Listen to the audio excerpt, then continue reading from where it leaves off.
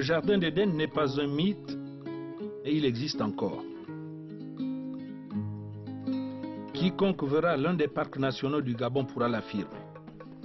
Au XXIe siècle, alors qu'on pensait que l'homme avait exploité toutes les terres fertiles de la planète, on découvre que l'on peut encore trouver au Gabon des hectares de forêt, de savanes, de mangroves, de lagons où 75% des espèces de la terre vivent en paix et en symbiose dans leur élément naturel. On assiste alors à des spectacles saisissants de beauté et d'émotions uniques au monde.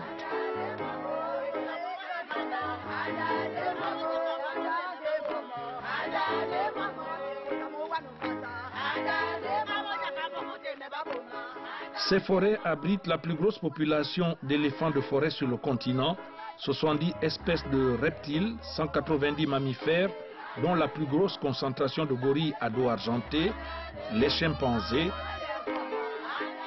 Pays des mandrilles, les plus grosses colonies ont été enregistrées au Gabon. Certaines espèces ne se trouvent nulle part ailleurs sur Terre.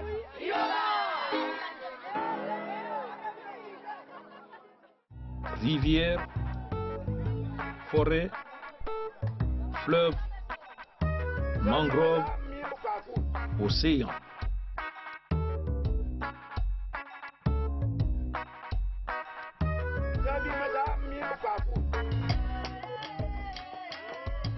La présence humaine est si lointaine et si absente que parfois les seules empreintes que vous verrez dans le sable, en plus des vôtres, seront celles d'éléphants, d'hippopotames, de crocodiles, de buffles, de gorilles.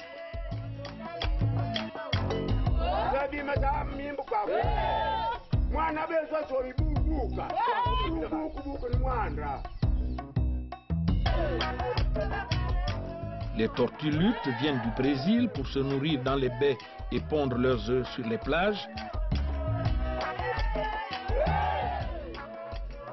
Paradis des oiseaux, avec plus de 700 espèces, on retrouve des espèces quasi disparues du continent africain et qui subjugueraient n'importe quel ornithologue. C'est aussi le dernier endroit au monde où l'on peut voir des hippopotames surfer sur les vagues de l'océan.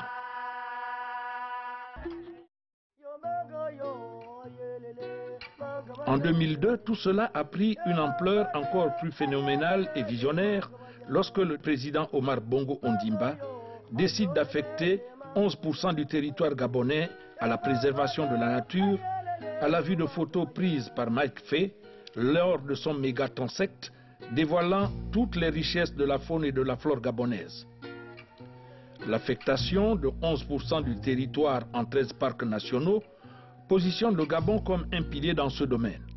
Ces 13 parcs sont non seulement l'avenir du Gabon, mais aussi celui de l'humanité. Le Gabon, ayant la deuxième plus grande forêt du monde, apparaît ainsi comme un des poumons de l'humanité. Sa forêt régule les effets négatifs du réchauffement climatique. De ce fait, certains parcs ont été désignés comme priorité mondiale. Peu de pays au monde peuvent se targuer d'avoir développé une stratégie écologique sur le long terme. Le Gabon vert, c'est-à-dire la protection de l'environnement, la promotion de l'écotourisme, s'affirme comme l'un des thèmes majeurs en raison des conséquences économiques très favorables au développement durable. Ainsi donc, après le pétrole, l'écotourisme sera le deuxième revenu du Gabon. Mieux encore, le Gabon aura une place de leader dans le tourisme durable du XXIe siècle avec l'aide de l'État, d'investisseurs privés et des organisations non gouvernementales. Il déploiera une économie de développement durable pour tous les Gabonais. Du point de vue culturel, le Gabon n'est pas en reste. En effet, le site de la Lopé est considéré comme étant le plus vieux site archéologique en Afrique. Des signes de présence humaine datant d'au moins 400 000 ans ont été identifiés. Récemment, des fossiles vieux de plus de 2 milliards d'années ont été découverts et feraient remonter beaucoup plus loin qu'on ne le pensait l'apparition de la vie sur Terre. La riche histoire migratoire du pays atteste d'un réel multiculturalisme où se côtoient 40 groupes ethniques avec chacun ses propres langues et traditions.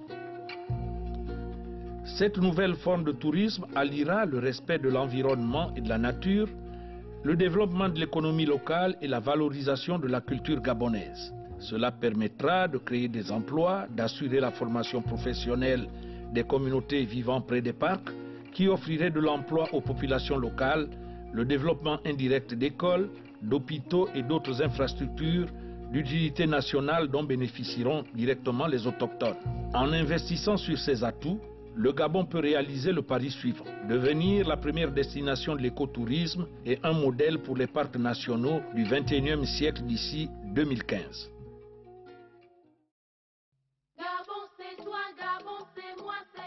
Notre trésor écologique doit aussi être préservé car il profite au pays en ce qu'il est une source de pêche, que les grands espaces verts, les parcs de loisirs assurent une bonne qualité de vie.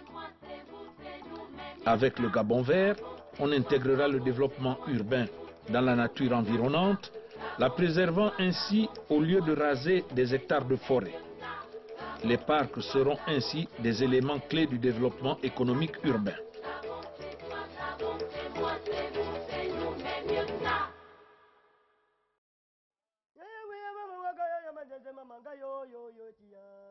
Ayo yo